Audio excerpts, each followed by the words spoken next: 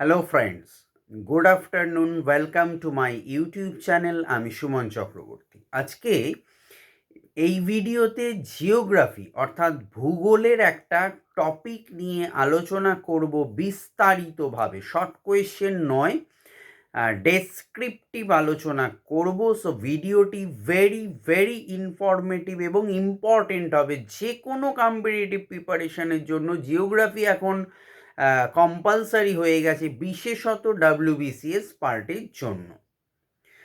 So আজকের টপিকটা হচ্ছে শিলা। শিলা আমরা কম বেশি নিচু ক্লাসে সবাই কম বেশি পড়ি, জানি, কিন্তু কি হয়, বয়স বাড়ার সাথে সাথে আমরা ভুলে যাই, মনে থাকে না। মানে যতটা ইজিয়েস্ট প্রসেসে বোঝানো যায় আমি সেইভাবেই একটা কোয়েশ্চেন টোটাল ডিটেল আমি এই ভিডিওতে আলোচনা করব। সো ভিডিওটা ভেরি ইম্পর্টেন্ট অ্যান্ড ইন্টারেস্টিং হবে। যারা চ্যানেলটি প্রথম দেখছো, চ্যানেলটি সাবস্ক্রাইব করে পাশের বেল আইকনটি প্রেস করে রেখো। ভিডিও ভালো লাগলে লাইক করো। যদি কেউ আমার সাথে পার্সোনালি টিউশন নিতে চাও, অনলাইন অফলাইন বোথ ক্লাস করতে চাও, আমাদের বোথ মিডিয়ামই ক্লাস হয় ইম্প্যাক্ট ইনস্টিটিউটে। সো ডেসক্রিপশানে নাম্বার দেওয়া রইল 8910618541। এই নাম্বারে তোমরা কন্ট্যাক্ট করতে পারো। ডেফিনেটলি আমাদের টিম তোমার সাথে কথা বলে টোটাল কোর্স প্যাকেজ যা আছে, ফিস স্ট্রাকচার আছে, একদম মিনিমাম রিজনেবল ফিজে টোটাল ডিসকাস করে দেওয়া হবে। সো যদি কেউ চাও ইম্প্যাক্ট ইনস্টিটিউটে কন্ট্যাক্ট করতে পারো। এবারে আসি টপিকে। শিলা কাকে বলে?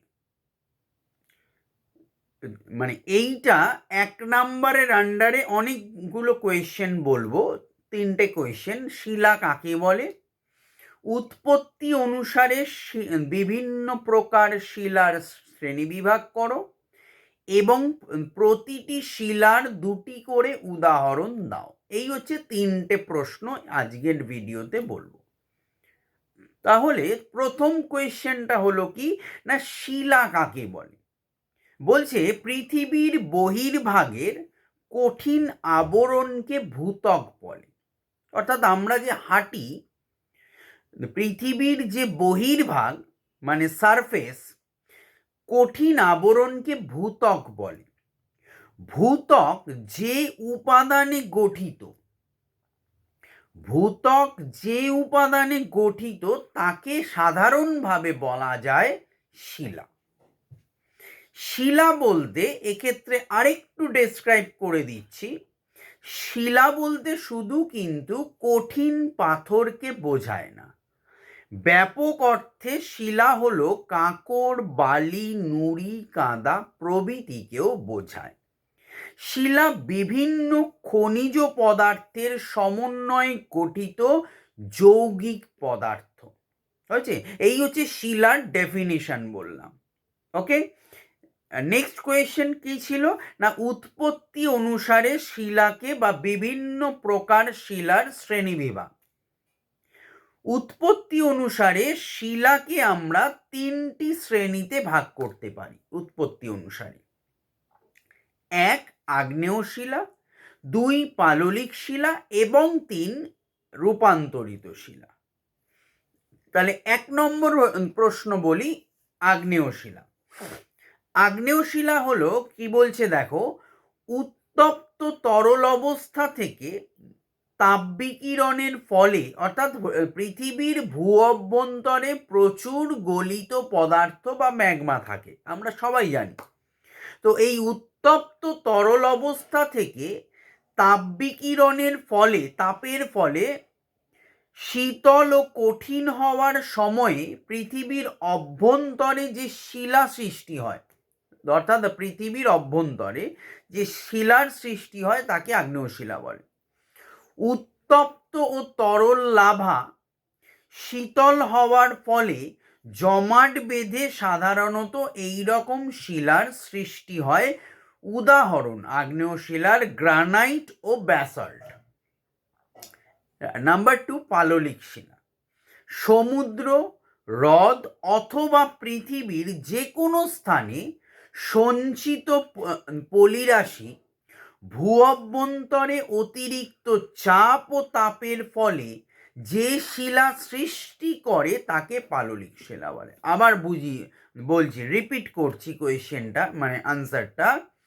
সমুদ্র, হ্রদ বা পৃথিবীর যে কোনো অন্য কোনো স্থানে সঞ্চিত পলিরাশি, এই যে পলি আমাদের যে জমে, এই সঞ্চিত পলিরাশি ভূ অভ্যন্তরে অতিরিক্ত চাপ মানে প্রেশার আর হিট, চাপ ও তাপের ফলে যে কোন শিলার গঠন করে তাকে পাললিক শিলা বলে। উদাহরণ: বেলে পাথর, চুনা পাথর, কংগ্লোমারেট।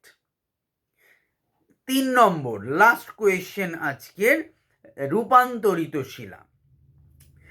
আগ্নেয় ও পাললিক শিলা, অর্থাৎ আগ্নেয় শিলা আর পাললিক শিলা অত্যধিক চাপ ও তাপে পরিবর্তিত হয়ে যে শিলা সৃষ্টি হয়। একটা জিনিস দেখো, নামের মধ্যেই সব থাকে।